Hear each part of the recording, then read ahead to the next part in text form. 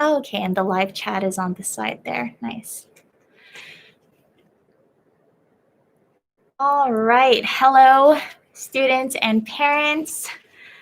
Don't worry, it's not going to be just me. I know you guys have seen my face and heard my voice for the past couple of months. I have the 3 other teachers in the room with me behind me, but I just wanted to go ahead and give a brief introduction to what this video is about and give them time to prepare their responses to my questions.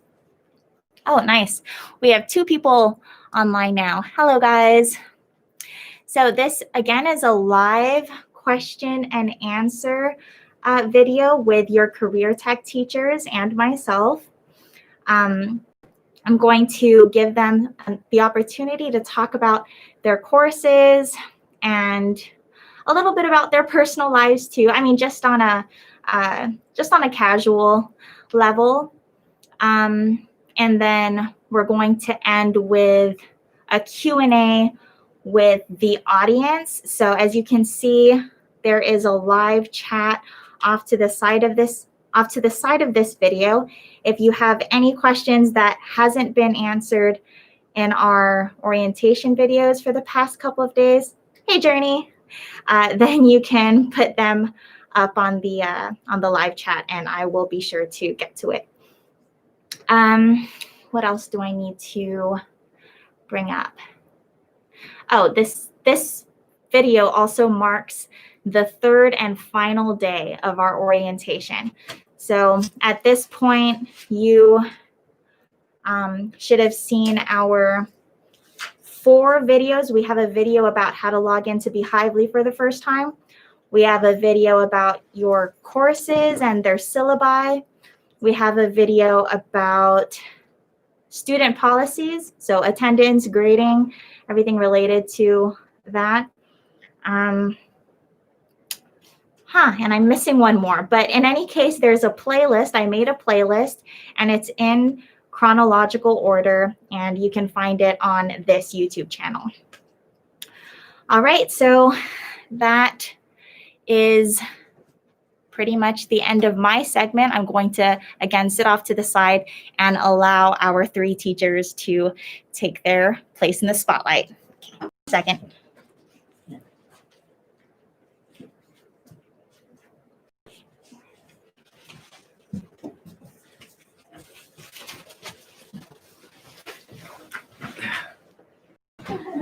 Okay.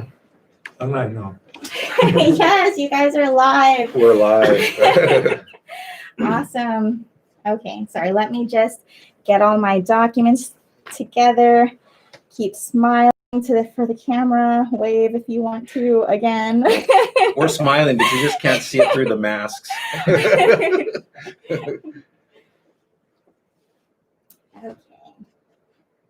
Nice. Okay, so I also have the live chat on my phone on silent so that I can see people's questions when we get there. Okay. All right, so the first thing we're going to start with is simple introductions. We will start with you. So you're going to introduce your name and the course that you're teaching this semester. My name is Zheng Yan Zhang, but you can call me Albert or Albert. Nice. I come from Taiwan. I was educated in Taipei Institute of Technology. It's more or less like the education now in the career tech high school. I majored the electronic department before, and afterward, I studied the communication and computer science.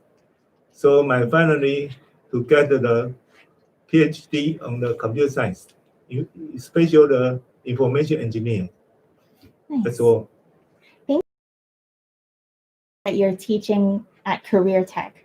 You can call me Albert, Yes. or the Mr. Zhang. Mr. Chang. Yeah. Awesome. Okay. I'm Mr. Ollie or Ollie. I will be teaching social studies and science. I've taught social studies for a few years in the past, but for this semester or this school year, I'm focusing on Guam history, the early Guam history, pre-contact, initial contact, all the way up to um, Father San Torres. For science, it is also community centered because I am focusing on Guam's environments. For the first semester, I will focus on coastal and marine environments. Um, so it's kind of like an environmental biology class because we're going to learn about the environments and the plants and animals that live in the areas. How fun. Okay, my name is Rob Limtiaco. For students, I'd like you to call me just Rob. Just Rob. Just Rob is fine. I'll be teaching basic sailing and navigation of Micronesia and our area. I'll be working with Mr. Alejandro Retumban closely. So we'll be combining our classrooms, both online and outside. And so the students, you will be learning about these skills in our area, the history, prehistory, and then taking it up to present history. I was educated and born and raised in the States, in California, Oregon, and Colorado. I attended college in Colorado, returned home in 1980, attended UOG, and then my traditional education was received here on Guam from the last living practicing canoe builder. And then I traveled to Micronesia, to the outer islands of Chuuk, and received my apprenticeship and training there, both in carving, sailing, basic navigation.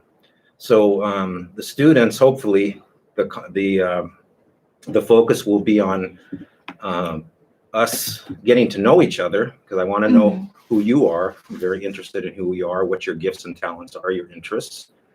And then also giving you the experience of our natural environment, both in the ocean, safely. Safety will be a big part of what we do, and in some of our endemic plants and species.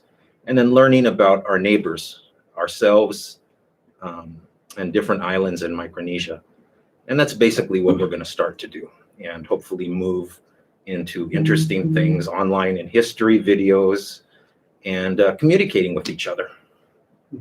Well, thank you guys all for that wonderful introduction to your courses. I just want to review for our listeners the titles of these courses. Starting with Albert, we have Introduction to Information Technology.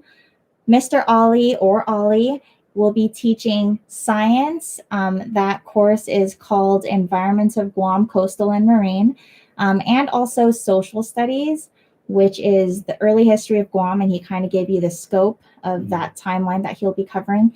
And then Rob will be teaching Introduction to Pacific Navigation from Sea to Need. And again, he gave you a rough overview of the content of that course. The next segment of our live Q&A, just going to be kind of icebreaker questions. Hopefully they're easy for you. We'll start in the middle with Ollie. What is one thing, that could be an object, a hobby, or a person, that has helped you get through this lockdown?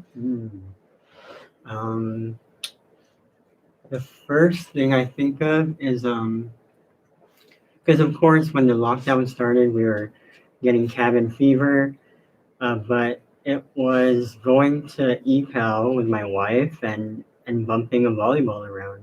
Like it's something to look forward to.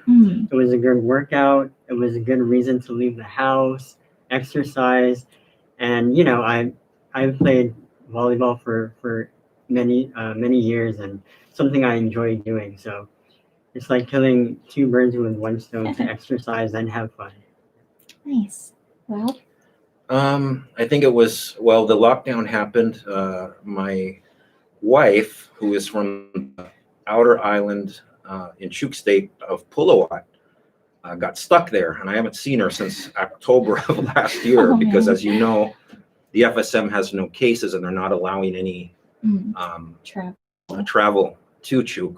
But in addition to that, she's also taking care of her father and a grandmother and sister who's pregnant. So she decided to stay for a while. So what helped me most was spending time with my daughter, who's a UOG student doing online classes. And we stay very close and have gotten closer. And then, of course, sailing. When I get a chance to go down to the beach and sail on a canoe, like what you see right here. And this is similar to the canoe that you're going to be learning about, the techniques and skills. But really, it's just being closer to my family. And I know we get frustrated and there are difficult times that we all experience. So today was a morning like that. So what I did is when I went to Wendy's to order my food, I saw a senior citizen behind me and I said, do something kind today. So I paid for her meal and left and tried to get the focus off me and tried to get the focus on others. And that's what we're here for, is to be in service to you, the parents and others. Wow, great response. Albert? My hobby is to play the Tai Chi. Martial arts. Martial arts. Oh, wow. Indoors or outdoors? If in the night or raining, I can play in the door. I learned the Tai Chi from the junior high school. Very long. Yeah. Not too long. But not master. You're a master. And I'm also very interested to climb mountain. Because in Taiwan they have 100 mountains with 3,000 high. 3,000 feet. So they have 100 mountain in Taiwan. But I have been there 10 about mountain. Wow. So in the ground, I just take a walk with my wife. And my hobby is my major is also to play the electronic instrument. I can assemble the radio or the television. I've done it. So every electronic equipment, I have a capability to maintain it. Wow. So it's also my hobby to teach this school, especially in the career tech. Depends on how to learn the skill, not a very theoretical theory. So in my course, there is no mathematical, only practice. And when your skill have a capability to building or assembly an automatic car, then you can deeper to study the theory. Deeper and deeper about to get your PhD degree is okay. Wow. I love that all of these answers involve some kind of a hands-on component, because again, like Albert said, that is really at the heart of career tech, getting students with practical and technical skills, or helping them develop those skills. All right, the next icebreaker question: what is your favorite book? We'll start with you, Rob. My favorite book was a novel written by an author named James Clavell called Shogun, and it was based on medieval Japan and the history of the time frame around the late 1500s and the samurai culture at the time.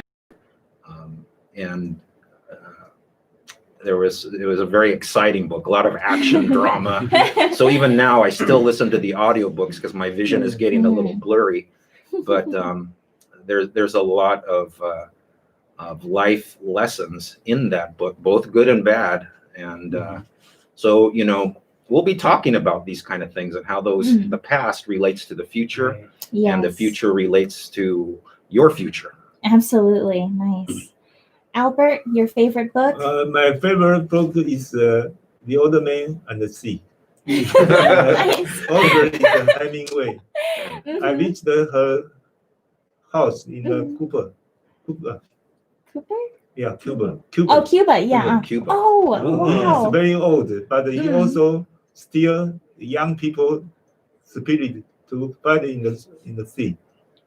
Mhm. We can follow his spirit Yes, to yes. on your career world.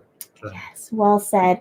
Can I just say that Albert mentioned the book The Old Man and the Sea a couple days ago when we had another teacher meeting, and I went home and I downloaded the PDF version and I read it in maybe a total of 3 hours, because just good storytelling, very compelling and simple dialogue, and I was really hoping that he would get the fish.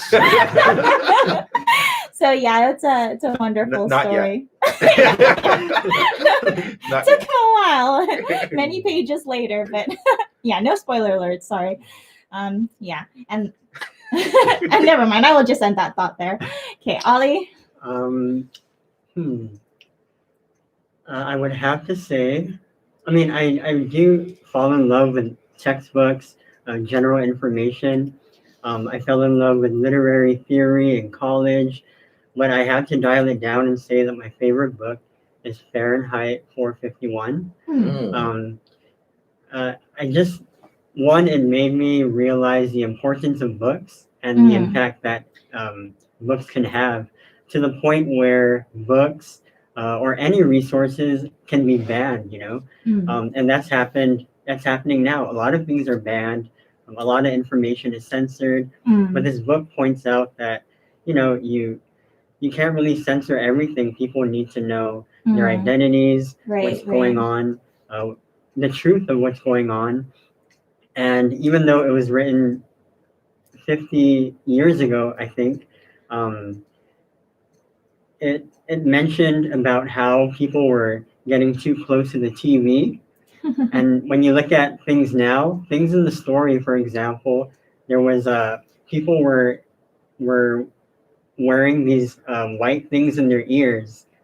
And remember, this was written, you know, more than 50 years ago. And nowadays, everyone has their AirPods in their ears, listening to the radio, listening to music, and it really put society in perspective, which is why one of the reasons why I love being a social studies teacher. Um, I like people. I like teaching my kids not to influence my own beliefs on them, but to educate them so that they can make their own decisions. But yeah, that book has it's really changed my perspective on books, education, technology. Even though it's kind of like a middle school, middle school or high school kind of read, it'll always be on the top of my list. Nice, very influential. Good. Okay, and then the last getting to know you question is, what is your most memorable moment in school? So this could be as a teacher or as a student, if you remember what it was like back in learning Tai Chi, or as a parent. Memory was when I was in graduate in the University of Taiwan Technology University. My chairman is graduated from the MIT, Massachusetts. He told me that you don't go to the job on the public service. He wanted us to industrial to create a new company. Wow. So my friends in the classmate, most of them have become very rich and very business success in the industrial field. So I told the student that you don't study too much, just go to create a new company. Yeah. When you are young. Yes. Ollie, your most memorable moment.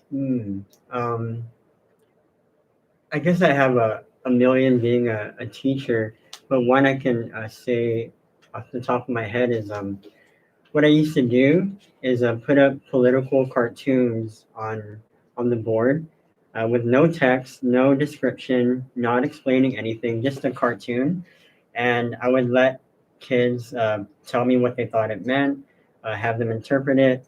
And of course, being the teacher with the textbook, and all the answers given. I was really surprised when a student came up with something very out of the box, but also made a lot of sense. Yeah. And that's one of the things I want to push in my classroom is, even though I'm the teacher, I don't know everything. You know, I have my own ideas. It doesn't mean students can't have better ideas, and Right. I want to push that. Well, you're gonna have to share with us now what the student wrote and what the cartoon was.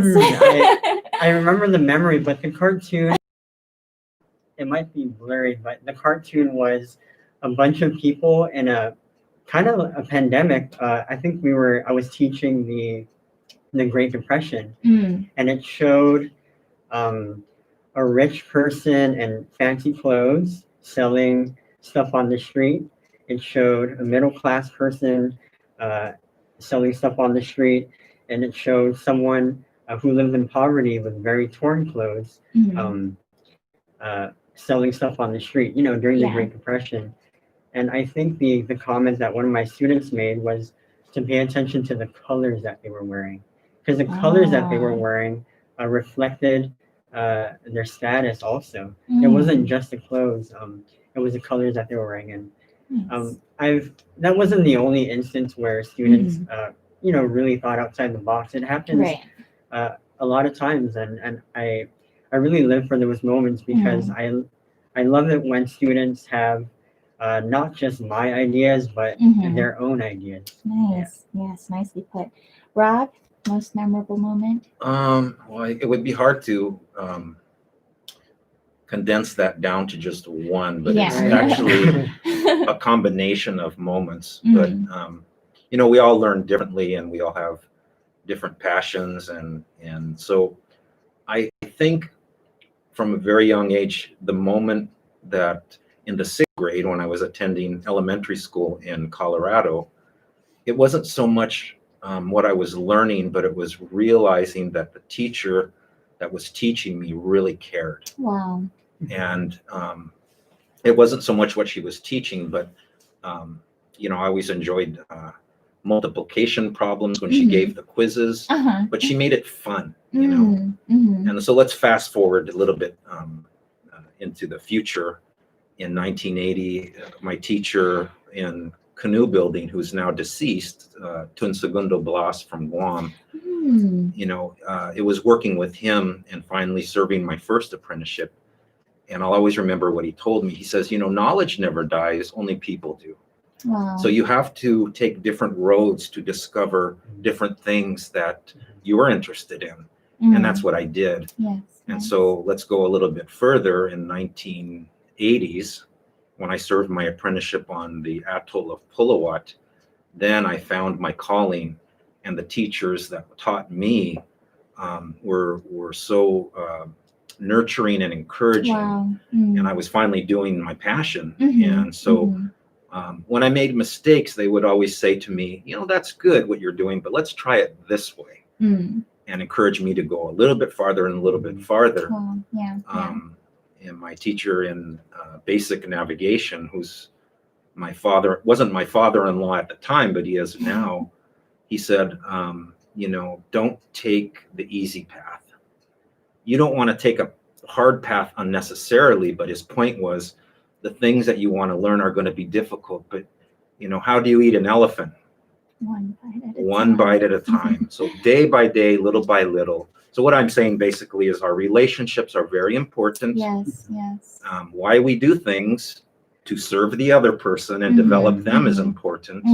Absolutely. And in doing that, you will get satisfaction and reward in your own life and your own education. Yes. One super exciting thing about Career Tech this semester is that all of our students are enrolled in both of these career pathways, information technology and basic navigation. And it's not to put those courses in opposition, but rather it's to let the student have a vast array of experiences during high school that will eventually help them make better decisions in the long run. Just really, to expand their horizons. Okay, so that's it for the that first round of icebreaker questions. Now we're going to get into a little bit of the nuts and bolts of your respective classes. You guys have already told me about your backgrounds in our very first question, so I'll skip ahead to the next one. The first question is, what are you looking forward to this school year? We will start with Rob. I think the first and foremost is getting to know the students, Mm. getting to know their parents, developing relationships, and finding out what each student, what makes them tick, what are their gifts and talents, Mhm. bringing out those gifts and talents and then developing them. Mhm. And there will be an emphasis on leadership training. How do you lead? What do you do? What's the critical thinking? What's the processes that you have to go through to accomplish something? So those are the things in a nutshell that I'm really looking forward to. Nice. And of course, sharing the experience of what I teach, what we do, and for you to see for yourself the beauty of the canoe, our ocean, our nature, and working especially with my colleagues here, and seeing how we can all benefit the student. Nice. Albert, what are you looking forward to this school year? I will train a student have a basic electronic circuit background. You can operate the several instruments, Mhm. such as you can measure the current and the voltage meter, and I can tell you how to use the data scope. Nice. Then this instrument you can further to pass a certification Mhm. to be an electrical engineer Right. or Right. electrical technician in Quang. Mhm. The salary of this kind of work is very high. I normally $30 per hour. Wow. So it's a good job. Nice. Yes. Very good. And another, I will teach you how to writing a simple program, software program. Nice. If you have talent on the programming, you can go ahead this way. It's also a very big job, especially in the mainland Yes. United States. Growing. Yeah.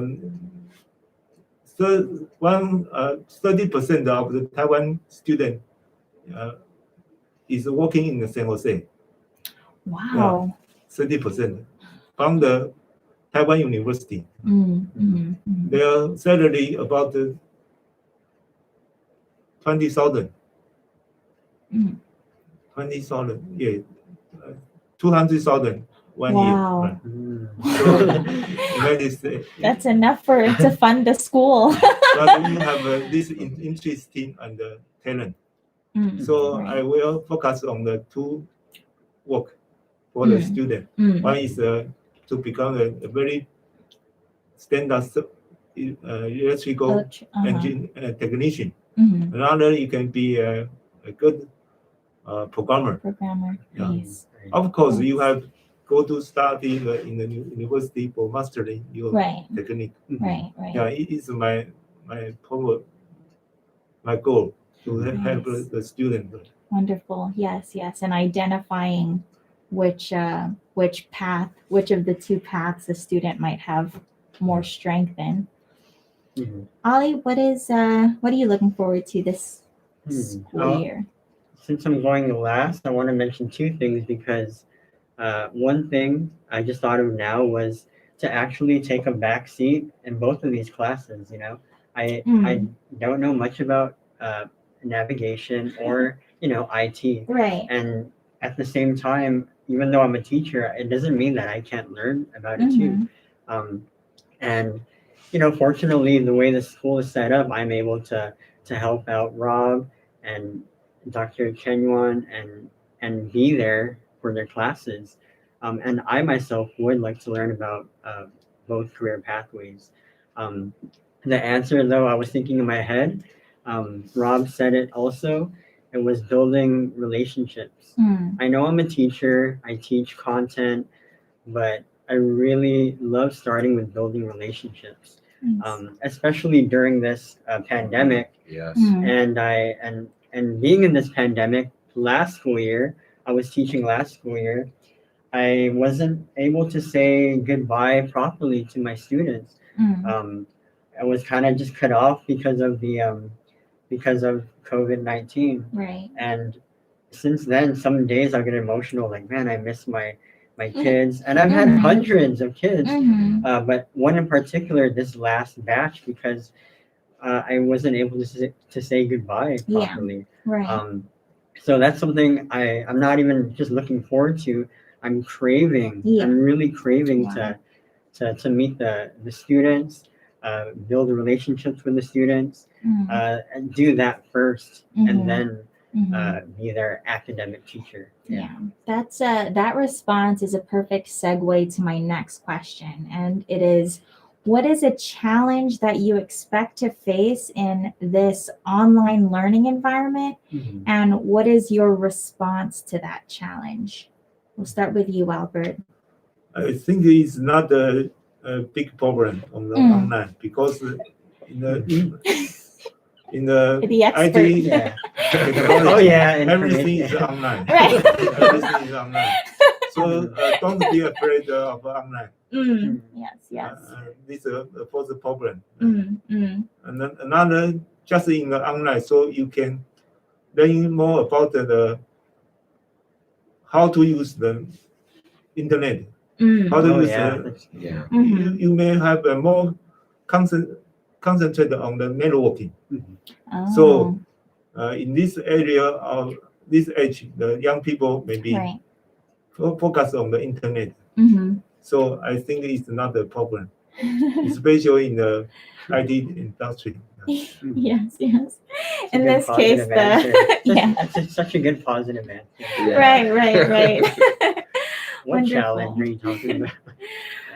Ollie, what's your answer to, or what's your response to this question? I guess yeah, it's kind of the opposite, right? That I love the relationships I built with my past students, hundreds of them, and there's just something about physical, face to face, that well, it's just that we're probably not used to it, that online can't provide, in the meantime, um, but in a way, it is a good thing because it forces us as educators, as teachers, to come up with better ideas than the traditional classroom, to come up Wow. with Yeah. better ideas to connect with students. Mm. Face to face, physically, isn't the only solution for relationships, right? Right. And this pandemic or this lockdown or online classes will Mm-hmm. force us to use our brain to come up with these ideas that Yes. are good for these relationships. Yes, right. Rob, what's your response? I think, with the situation, we're all uncomfortable. But in Yes. teaching, I think one principle that I want to emphasize is for the student and myself to be in and discover what our strength zone is, but get outside of our comfort zone. Mm. So with the two colleagues here said it wonderfully, beautifully, is, we're all going to be learning something new. And because of this situation, I myself will be learning more IT and hopefully online, getting an online experience. And I'm really lucky because, we're all ignorant in something. And so what does that mean? Right. It means that we have something to learn from everybody.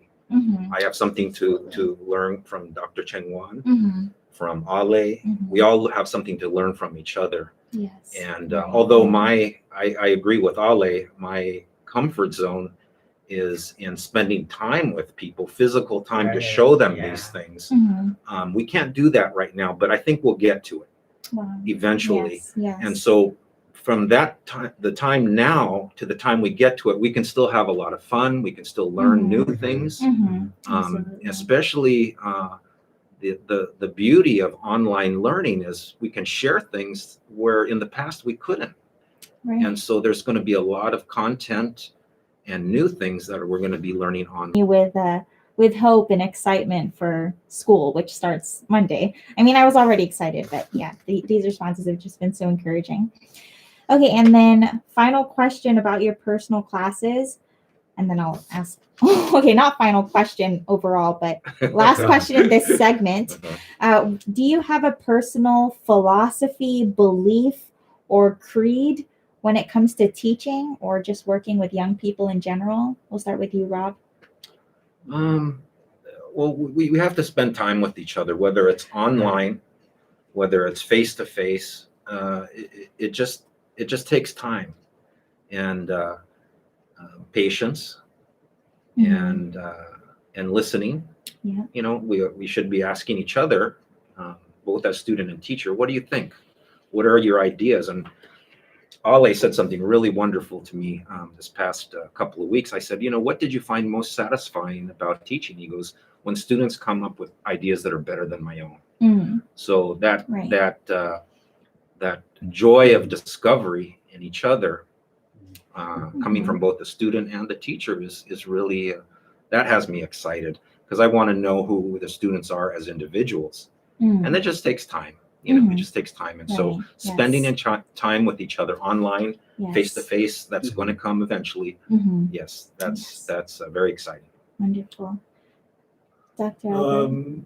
My belief is 3 words in my career.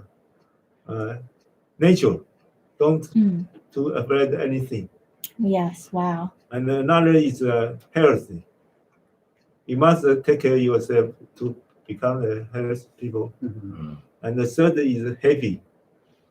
In anywhere you enjoy yourself or enjoy the others, keep in a happy style. Yes. Like, this is happy style. Yeah, happy style. I think that the student cannot do too afraid to learning anything or face any problem or difficult.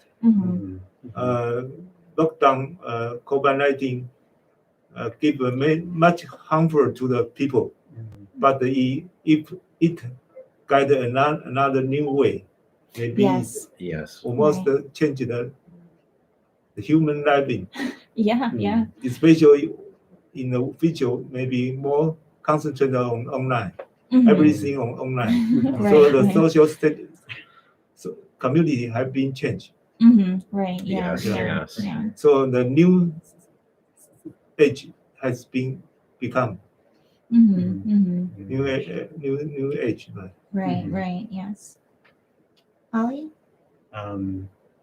The question was, your personal philosophy or belief about teaching or working with kids. I guess what comes to mind is a very textbook answer, but it's applied since I first started teaching, was that all students are different learners. You know, it's not, a student is not just one cookie cutter mold.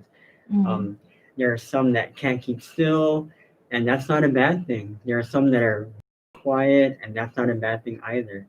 As a teacher, again, through building relationships, we would have to get to know each student individually to teach them to the fullest potential. I don't want to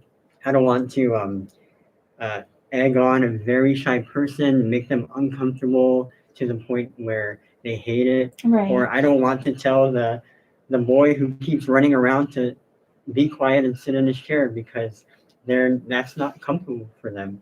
So to go back to the answer, it's all students are different. They're different types of learners. There are different types of people and personalities, and one teaching method won't satisfy all of them. Yes. Wonderful.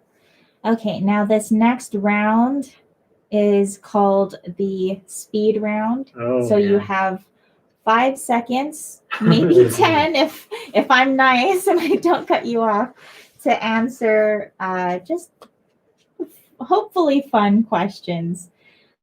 We will go like this. Yeah, start from Rob. Okay. So yeah, 5 to 10 seconds. So you don't have to explain anything, just the first thing in your head. What is your greatest phobia? Fear. You're wasting time, Rob.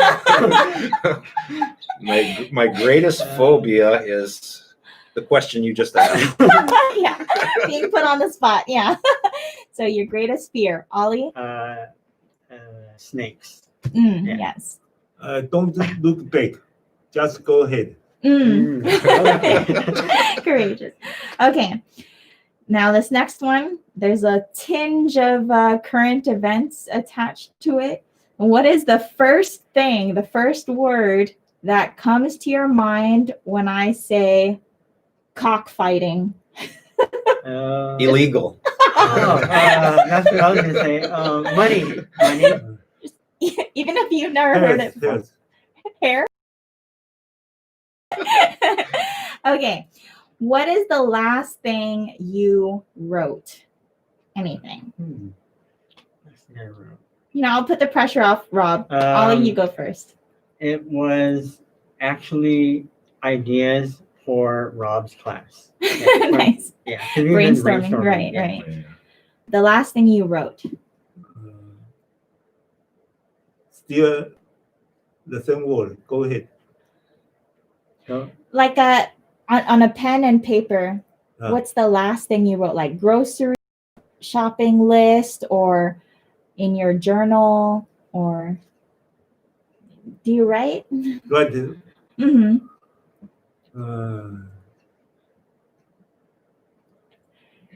It's okay. Okay, that's okay. Next. Okay. Last thing you wrote. I finished the letter to my wife that I'm sending to her. Oh, nice. Okay, and then last speed round question. What is your favorite thing to cook? Albert. Cook. Yeah.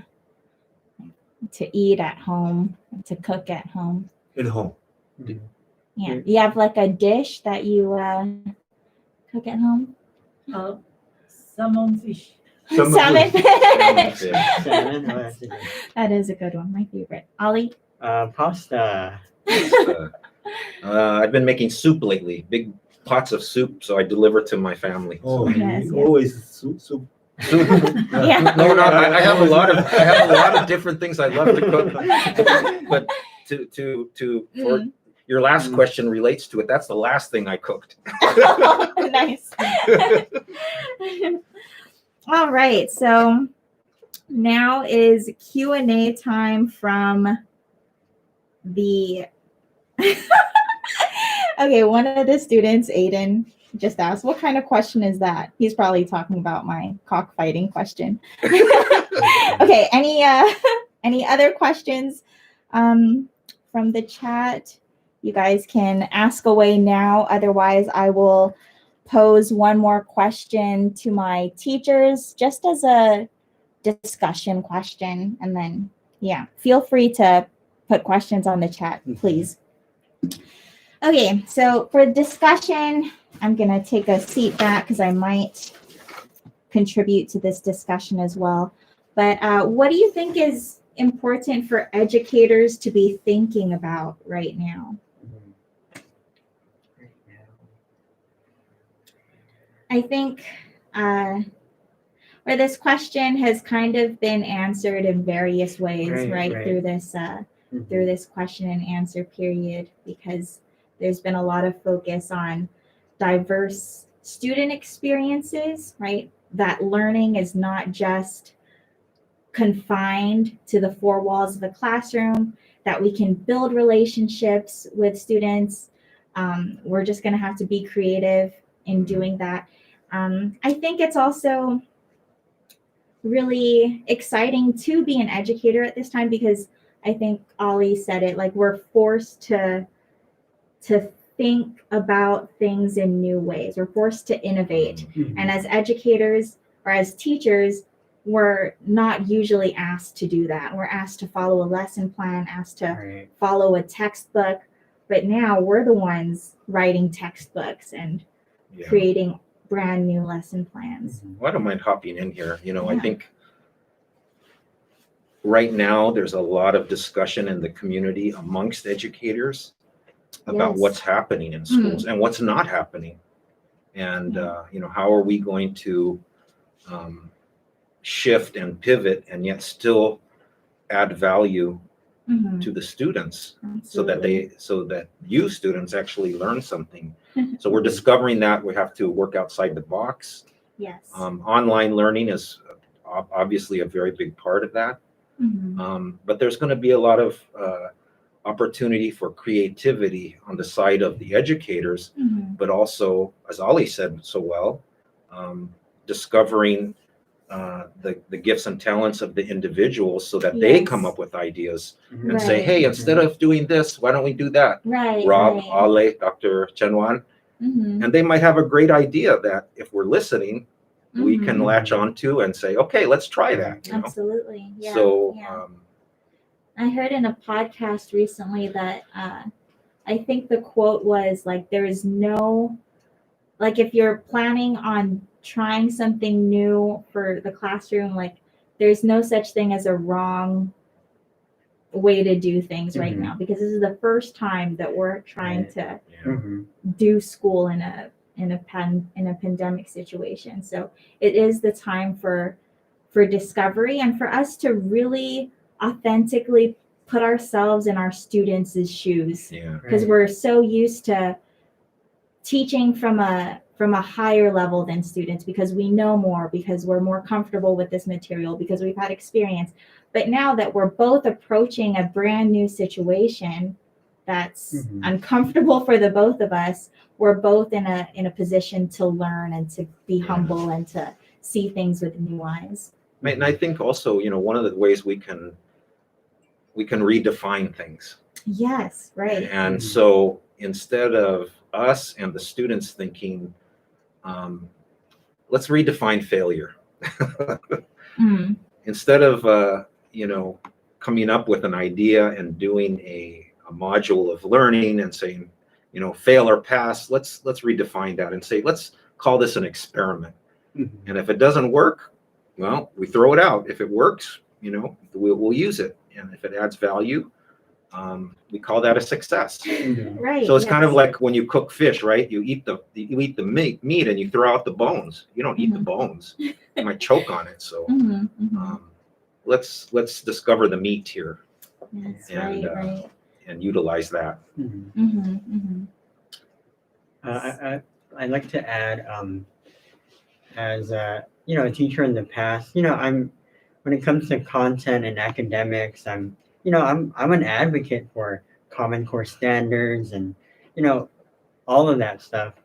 But it was always important to me, even before this pandemic, about emotional and social well-being. And the only thing that's changed now with the pandemic for me, something that teachers or educators or that we should focus on, is to emphasize that social, that emotional learning, because um, before the pandemic, everybody had problems still, right? But now even kids are getting cabin fever. Even kids are going through a lot of things. And yes, academics important, but there's a lot of things that are important as well, and we shouldn't forget that. If I have an assignment, I gotta keep in mind, hey, is my student okay? Like, let's go forget about the assignment for 5 minutes. Is my student okay? Is mhm. Are they feeling well? How are they with this quarantine? If they're not okay, then forget about the academics, because you can throw it Right. out the door if they're Right. not capable of Yeah. using their brains to do academic work. So yeah, it's really important we not only focus on that, but make it a point to to concentrate on that alongside academics. Right. I think we are discovering, like, now more than ever, that, like, you have to kind of be in the right headspace to take care of something. Like, there's no, or like, it's extremely difficult to be productive in something. Sorry guys.